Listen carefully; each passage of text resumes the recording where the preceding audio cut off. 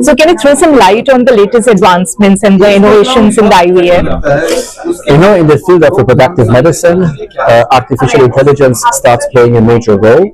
The only problem is the way we have addressed it was not fully correct, because we have looked only, for example, to the eggs, to the embryos, to the division pattern of the embryos, but we have neglected the other variables, being the ovarian stimulation, the systemic hormonal levels, how the eggs are growing, and the patient's variation and the patient's demographics.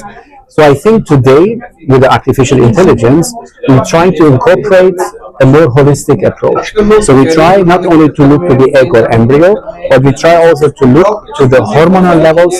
We try to look to the variation within the same patient. A patient today is not the same patient in 4 weeks. Sure. It was not the same patient 4 weeks ago. So there is a huge variation. It's called intercycle variation within the cycle and between the cycles. And I think all these small variables are important to put in the equation in order to be successful.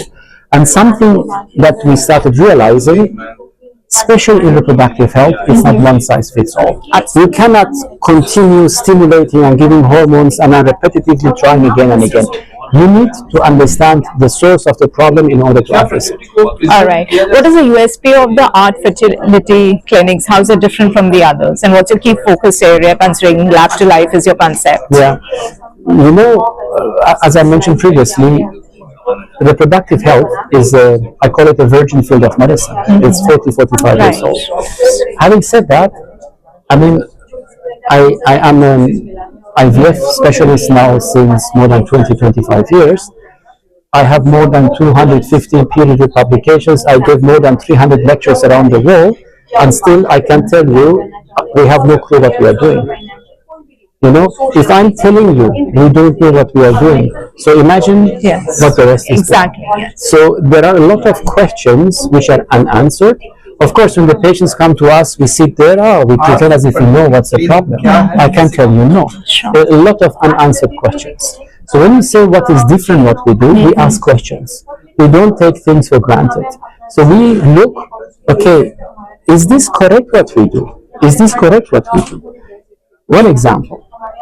When we stimulate, when we give medication to women, their eggs grow. When the eggs grow, they reach a certain size. And we thought they have to be big. They have to be 17, 18, 19 millimeters before we take them out. Sure. And that we have done for 30, 40 years. So over the past 2 to 3 years, we started asking the question, is it really 17, 18 millimeters for everyone? Or maybe if women have less number of eggs, we should take them out earlier, right?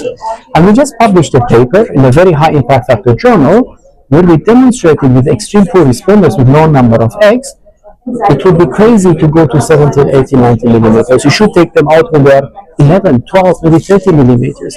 So when we say, how do you distinguish with others, we try to put question marks, and we study it and we publish it. All right.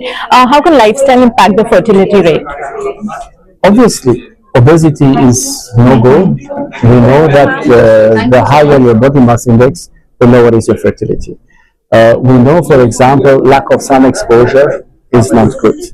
We know alcohol is not good. We know smoking with female and male is not good. So all these variables obviously play a significant role.